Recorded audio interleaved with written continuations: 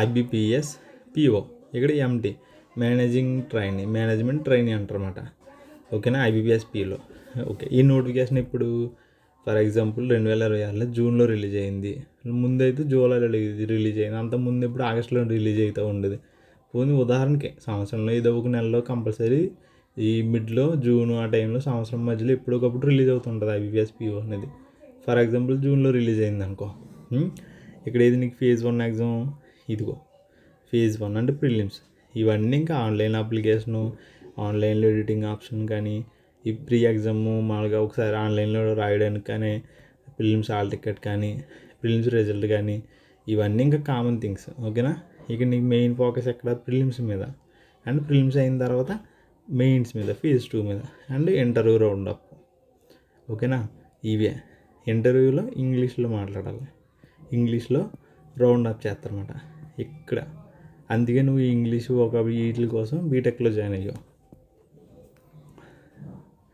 ఇక్కడ prelims exam చూడు. Prelims అనేది నువ్వు జూన్లో, ఫర్ ఎగ్జాంపుల్ జూన్లో వచ్చింది అనుకో, ఆగస్టులో జరుగుతుంది.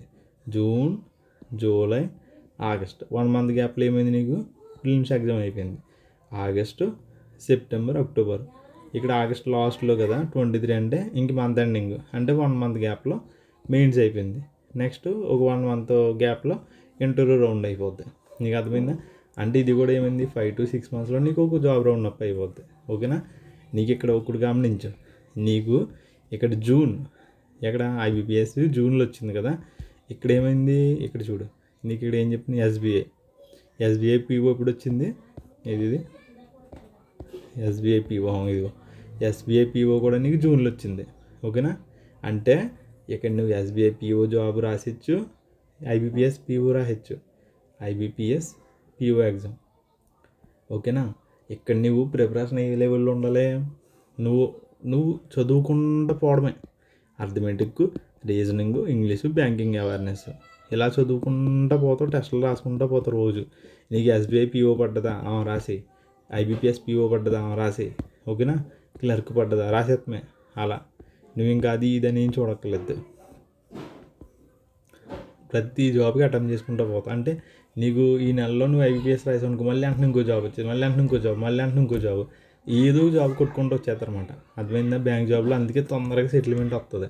చిన్న వయసులోనే బ్యాంక్ జాబ్ ఎందుకు వస్తుంది.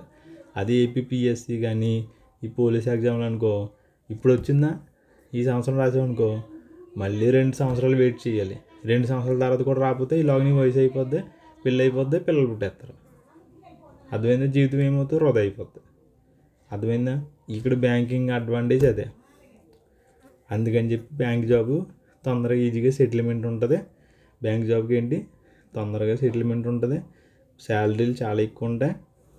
అండ్ నీకు కార్ లోన్ అని, హౌస్ లోన్ అని, పర్సనల్ లోన్ అని, వితౌట్ ఇంట్రెస్ట్, వడ్డీ లేకుండా రుణాలు ఇస్తారు వీళ్ళకి.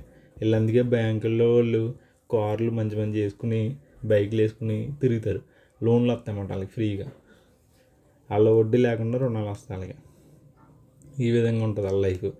నెక్స్ట్ ఆ బ్యాంకులో ఉన్న ఎన్విరాన్మెంట్ ఎలా ఉంటుంది, ఏసీ, ఫుల్ ఏసీలో కూర్చోవచ్చు, వాళ్ళు కంప్యూటర్ సిస్టమ్ ఉందా.